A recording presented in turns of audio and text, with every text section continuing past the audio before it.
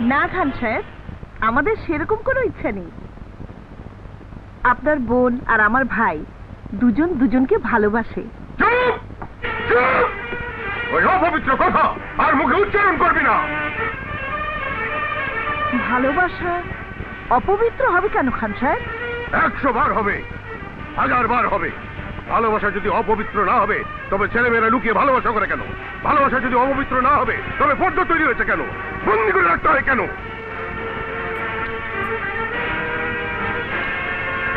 ভাইজান, দরজা খোলো ভাইজান, দরজা খোলো। এটা মানধাতা আমাদের কুসংস্কার। আপনারা তো শিক্ষিত, কেন সেই কুসংস্কারকে? ওই চুপ কর! তুই ঘরে ঢুকে পড়েছিস, এই জন্য তোকে কিছু বললাম না, নইলে ওই চৌকাঠে তোর লাশ ফেলে দিতাম। আপনাদের ঘরে বিবাহযোগ্য মেয়ে আছে, তার জন্য বিয়ের প্রস্তাব নিয়ে লোক আসবে, এতে উত্তেজিত হওয়ার কিছু নেই। বিয়ের প্রস্তাব হয় সমানে সমান। তোর স্বামী লুটতরাজ করে 2 টাকার মুখ দেখে গাড়ি বাড়ি করেছে, তাই বলে আমার স্বামী যা করেছে রক্ত ঘামের পরিচয় করেছে। ওই বেটি, বেরিয়ে যা, বেরিয়ে যা, যা বলছি। খান সাহেব, মানুষ যখন কুকুর হয়ে যায় তখন তাকে চেইন দিয়ে আটকে রাখা ভালো, নইলে গুলি করে শেষ করে দিতে হয়। কুকুরের কামড় তুই খাসনি? দরজা খোলো ভাইজান, দরজা খোলো। এই যে পিস্তল দেখছিস, এর প্রতিটি বুলেটের মধ্যে তোর স্বামীর নাম লেখা আছে, রাজু রাজু রাজু। পৃথিবীতে এমন কোন বুলেট তৈরি হয়নি যে আমার স্বামীর বুক ভেদ করতে পারে। আমার স্বামীর বুক নেহের বুলেট প্রুফ জ্যাকেট। অপরাধীর বুলেট সে বুক কোনোদিন স্পর্শ করতে পারবে না। You shut up! যে ভালোবাসার প্রস্তাবকে আজ আপনারা অপমান করে রক্তাক্ত করে ফিরিয়ে দিলেন, সেই ভালোবাসাকে আমি সার্থক করবো ইনশাআল্লাহ।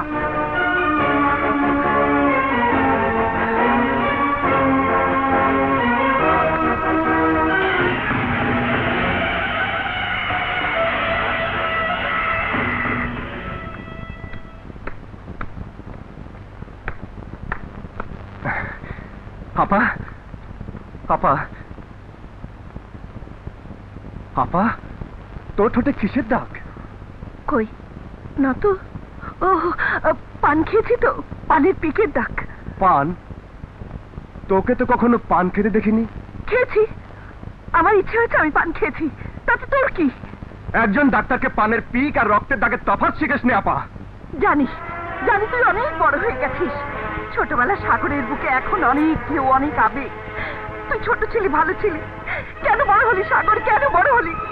তোকে ছড়া শুনিয়ে ঘুম পাড়াতাম, মিথ্যে কথা বলে খাওয়াতাম, যা বলতাম তাই শুনতিস, এখন শুনিস না। তোকে বলেছিলাম ফিরোজ খানের বোন টুইঙ্কেলকে ভুলে যেতে, তুই শুনিসনি। তোকে বলেছিলাম ওরা নিষ্ঠুর, তুই বলেছিলি কোনো নিষ্ঠুরতা তোর ভালোবাসাকে ভেঙে দিতে পারবে না। ঠিক, তোর ভালোবাসা হয়তো বন্ধ হবে না, কিন্তু আমার মুখ বন্ধ হয়ে গেছে। এসব তুই কি বলছিস আপা? সত্যি বলছি, এই রক্তের দাগ ফিরোজ খান দিয়েছে। তোর বিয়ের প্রস্তাব দিলে প্রচন্ড অপমান করে আমাকে গলা ধাক্কা দিয়ে বের করে দিয়েছে। আমি ওকে ছাড়বো না। দাঁড়া, আমার রক্ত ঝরছে ঝরুক, কিন্তু তুই এমন কোনো কাজ করিস না যাতে পুরো পরিবার থেকে রক্তাক্ত হতে হয়। না, তোর রক্তের প্রতিশোধ না নিয়ে আমি ওকে ছাড়বো না আপা। সাগর, সাগর,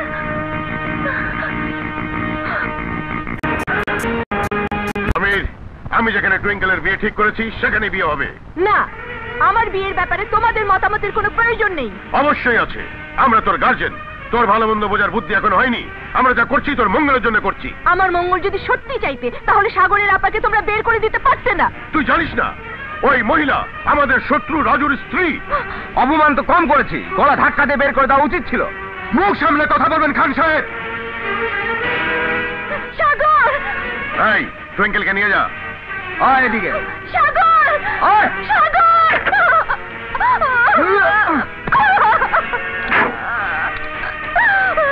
আমার আপা এখানে কোনো ভিক্ষা চাইতে আসেনি, আমার আপা এখানে কোনো দয়া বা করুণা চাইতে আসেনি। আমার আপা এসেছিল আমার ভালোবাসার মর্যাদা রক্ষা করতে, আর আপনারা তার সাথে পশুর মতো ব্যবহার করেছেন। পশুর ব্যবহার তুই দেখিসনি। এই মার শালাকে।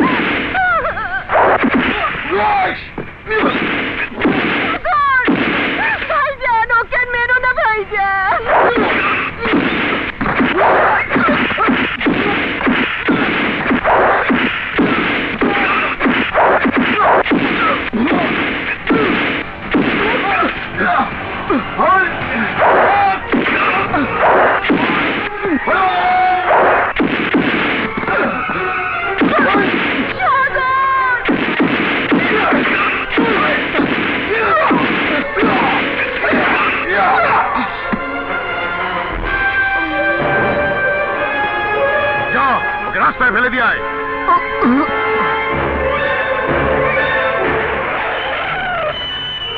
সাগর!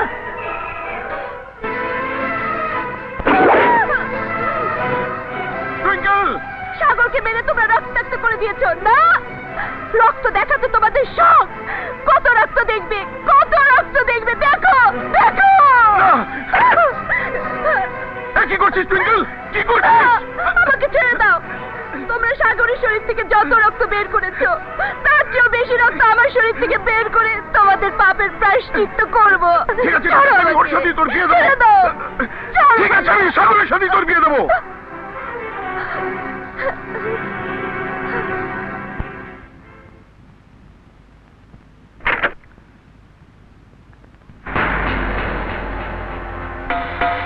আসুন খান সাহেব, আসুন।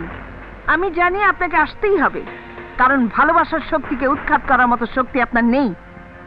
এখন তো প্রাণ আছে, কিন্তু এমন দিন তুই দেখতে চাস না যে তোর চোখের সামনে আদরের ভাই রক্তাক্ত লাশ হয়ে পড়ে থাকবে। আপনার বোনের ভালোবাসার রক্ত দিয়ে সে লাশের আবার প্রাণ ফিরে আসবে। এই! এটা হাসপাতাল। এমন জোরে চিৎকার করবেন না যাতে আপনাকে পাগলাগারদে ভর্তি করে রাখে। পাগল তো তুই এখনো দেখিসনি। আমরা সেই ধরনের পাগলা কুকুর যে কামড় দিলে 14টা ইঞ্জেকশন দিয়েও সারাতে পারবি না।